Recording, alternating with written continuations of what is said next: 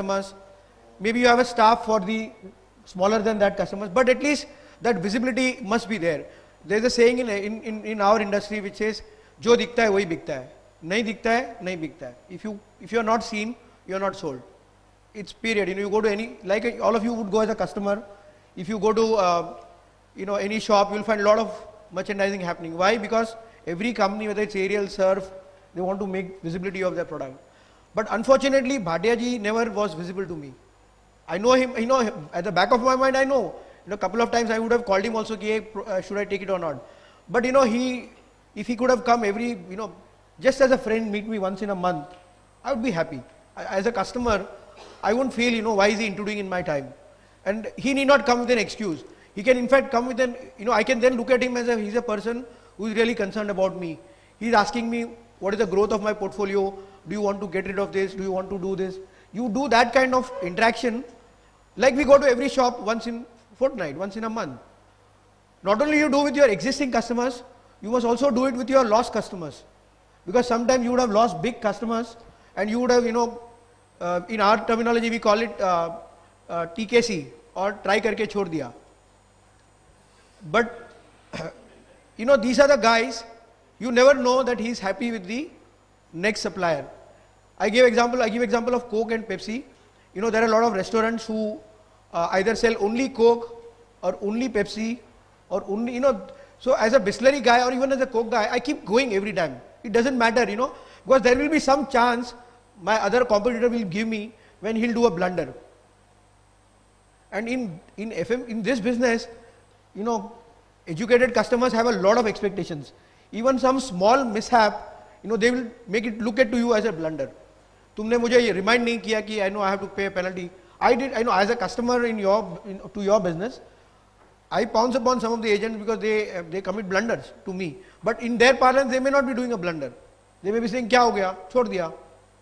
No, but as a customer, I demand to know why you didn't do it, because my expectations from you are very high. If I had no expectation, then I would probably say, even if you do biggest blunder, I don't care. But if I have expectations from people who are educated, and from educated people they expect far more, and that becomes a bigger challenge for you. So that FDFT concept, jo dikhta hai wo bikhta hai, do it if you can. Start with the bigger customers. Don't go with any expectation, but go with a view to serve him. I will come. I will do whatever you need to do. But give me 1 hour or 15 minutes. Start with 15, because when you go with 15 minutes, it's like a Meghaloo tiki. You don't ask for an hour, you ask for 15 minutes. But that 15 minutes, if it's interesting to him, may get extended to an hour. So the more you spend time with him, you can actually get more business out of him. Because he's going to come out with his problem when you really go to listen to him. Not to sell a product, but to listen to him. How can you help him better?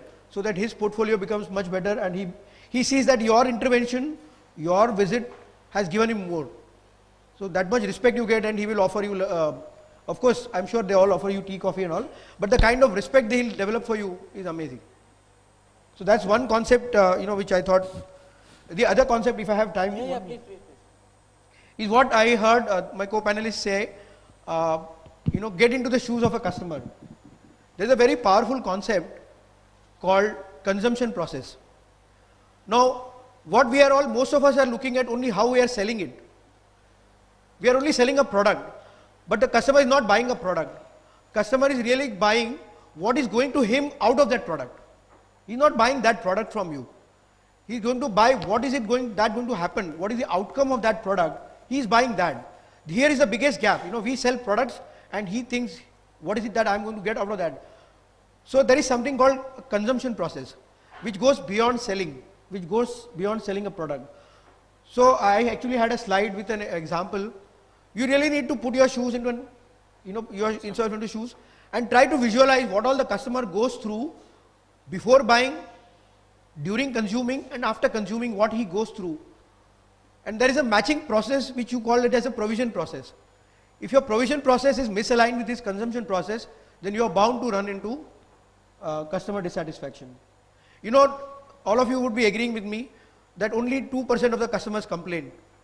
98% of the customers, they don't even bother to tell you that they are not happy with you. They just take action, and one dissatisfied customer can actually tell at least 11 other customers, कि boss इसके पास मत जाना, ये तो कोई. So the second concept which I would say is, look at the consumption process and try to, I'll give you example, for example, my experience as an LIC customer. Such a problem I had, to pay premium, then I would forget the premium, then there is a reminder coming, then I would need to go and do, finally somebody had to come with a problem solution which says, okay, I will for you, he gave me a recommendation first, कि तुम online कर लो. But nobody came in to me and said, let me give me your credit card number, sit with you, I will do it, I'll solve your problem permanently. Solve the customer's problem permanently. If that problem solved, otherwise you will solve a problem now, it will reoccur, you forget again, he'll come back. So solve the problems permanently and he will be very happy to you that he doesn't have to go through all that. Even so I thought, yeah. Even the easiest part. Easiest part, you should actually go and take his credit card, because I thought the best as a consumer is, if I have some premium to pay, best is to put it through a credit card, not even a debit card or a bank account. Because credit card, again you get some 45 days benefit, plus you get 1% bonus. I recently bought these shoes out of the free debit with the card points. But there is a benefit for the customer, and if he sees that, he'll be happy with you. But unfortunately, in so many years, all the people who have I've never been happy with my financial advisors for whatever reason. I'm yet to come across a person who has really satisfied me all the time. Maybe my expectations are too high, but I'm a customer. So if somebody delights me, only then I'm going to. The days of customer satisfaction is over. Everybody wants to be satisfied because that is their basic demand. What they really look for is how are you delighting them without asking what are you giving them. And he will start now calling you maybe every week also, every day also. Possible. So over here there are many types of distributors and advisors. As you said that you expect more, are you willing to pay more for that? Are you willing to pay service charges, advisory fees? Because you do not get, as you have been quoting various examples, idli is sold at many places. You can go to a UDP, you can go to a cycle wala who is selling it, and you go to the top restaurant where the same product is sold at different prices. So even the experience comes at a price. So is a consumer today, especially I would say over here an educated person like you, willing to understand, now you are into a marketing expert, but when you go as a consumer, because this is a problem which we all face day in and day again. The expectations are so high, but people are not willing to pay a charge for that. This is an irony which we feel in this field. It is there in any field. I have a right as a consumer to expect more. Now whether I'll pay or not will depend on what I want. Now if you don't provide, if somebody else provides, then I'll go to him. As a consumer, if I get an idli which is good at a certain place, then I will go and eat it there. I have a right to go and, it's up to you to decide. So you mean to say that if you get that experience at Elsewhere. a price, your experience at a higher price, you will go for it. That's what. We should probably ask him as a customer, and I think it's a good example. What is it that he wants, right? And if he's probably getting the same thing at two different price points, he'll go for the lower one. But the thing is that does he get something which is a value add which he appreciates or wants? So I think the first question is, so what is it that he as a customer, I think it's a good example, what is he as a customer want? As a value add, my value is defined by me. You cannot define my value to me. So if my value add is, if I meet, see what is value? Value is what you deliver versus what you promise, under promise or over promise. Correct? Value is what you deliver, Sure. what you promise, under promise or over promise. If you deliver what you over deliver what you under promise, then I sense a better value. If you promise something and if you didn't deliver, I feel negative. The value is within me. It's a different for different person. There is no common value. It's not a monetary terms of value. See, there are 6 questions which customers ask for, okay, which I have learned elsewhere, and there is something called. I'm just sharing with you. This is what Toyota also uses this extensively. It's called as a lean consumption. Customers want a very lean consumption. Our provision should also be lean. If there is any cost which I have to pay for your inefficiencies, for whatever you have not done, then I will not be happy doing that. So you as a provider, service provider, will have to see, am I, where am I, charging the customer where it doesn't add value. You have to look at your provision process and my process. Is this what his customer is really required to do? No, I don't think he should do. So I reduce that, your provision process. It's a debate. Get the value add. Something comes free with this service level, but if you are getting an extra value add, is a customer willing to pay for that? Yes, as a customer, what is the customer really looking for? Believe me, till date, I must have bought a lot of mutual funds. I don't really know what mutual funds are. They have all been sold to me by my friends. Okay, this is a fact. I don't know if I may be an exception, but I can tell you from my side, all the things which have been sold to me have been sold to me. Okay, not that I have gone and asked for those products. I trusted those people that they think that this is good for me, so they have given it to me. Now, in this scenario, the value of the product was really not there for me. The product was, somebody sold me a security, तुमको बाद में जब भी चाहिए पैसा मिलेगा. That is a value, and I'm happy to get that. That somebody shows to me how I'm getting it. That's the value I'm looking for. Okay, we can have maybe we spend a lot of time going from different showrooms and trying to identify what are the various features. But unfortunately, when it comes to financial planning, probably the consumer is not giving that much importance or time to even discuss. It applies both ways. As you had said, that somebody said the sale happens in the first 5 minutes, but I would say it applies both ways. The importance is not given. It's something like something that is urgent and priority. We would do something that is very urgent. Phone ka ghanti baja, immediately utha liya. But certain things like financial planning is a priority, but people do not give that much importance. So that is where I think somewhere. Can I just respond to I think what we are hearing clearly from everyone since the morning and right now is the days are over where you are selling products. We need to be offering solutions, and to take that one step further, to derive, for the customer to derive value in terms of what you're offering and what someone else is offering is, can that solution have an outcome orientation which you can demonstrate, not today, but you can show him or her the value of the solution in terms of various outcomes. Why is the persistency in life insurance very high? Because there is an outcome orientation that if I don't give my premium, I won't have my life covered.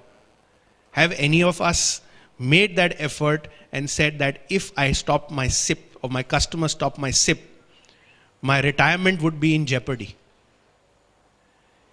So moving from a solution, one step further is, can you also show outcome orientation? I think you will derive, the customer will therefore then derive a value, whatever that value be. But one thing I can very clearly say here is, see, as far as once the customer is going to get the service, he will never ever say that I will not pay you. Example is coffee. Coffee is served in a tea shop, coffee is served in a Udupi hotel, coffee is served in a 5-star hotel, and coffee served in a barista.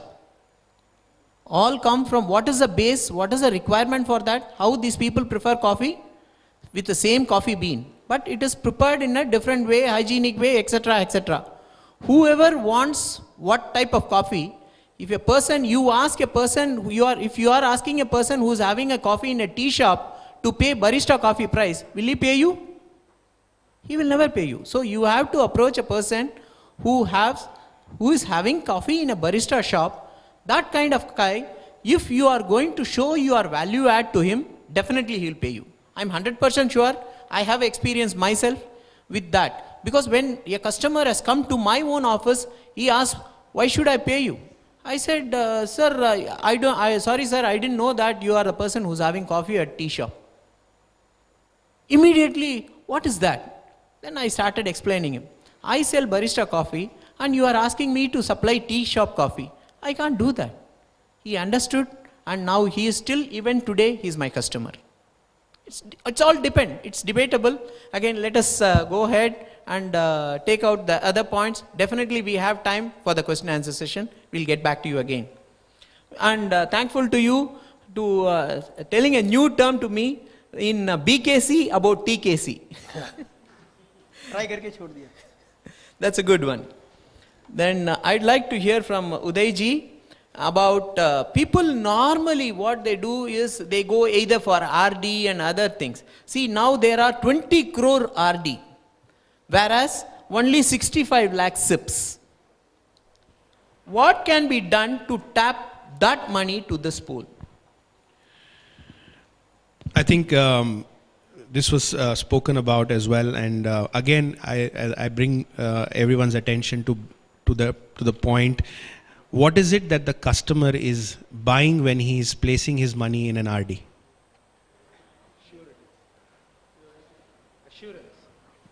Assurance. So, right. So he's looking, assured return. So he's looking for something which is safe, secure, and he knows what he's likely to get, or what he will get at the end of the term.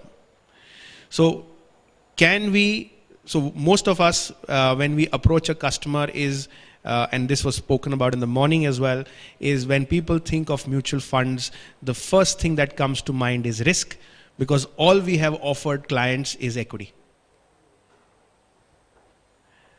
Have we offered the client an experience of investing in a mutual fund product where he gets returns equal to or better, whether pre-tax, post-tax, that's a separate matter. And therefore, that experience will automatically help you attack the base which is sitting in recurring deposits. Again, it has to be solution-oriented. Maybe the recurring deposit that he has is for a particular purpose, and therefore he would not or she would not touch it. But there is a vast amount of wealth, not just in recurring deposits, but deposits, cash in hand, which can be better deployed in a mutual fund, but as a solution orientation. That is what we have to offer. Today, we are in an environment where interest rates are high. Funds which are targeting these products like cash funds or ultra liquid funds and so on and so forth, returns on them are higher than bank deposits. It is today remunerative for you, and it is also efficient for the client. But have we tried to give him that experience? Have we tried with a small amount of money to get him into the fund and get him out of the fund? Both legs, because a recurring deposit, he knows he'll get his money back. So it's not just getting the client in, but also demonstrating that you help him get out when he wants to get out, and with a return. So, the data is very clear. There's 58 lakh crores of deposits in the system, and this is deposits held by individuals. So monies that are held by individuals in the form of private limited companies, trusts, partnership, that's over and above.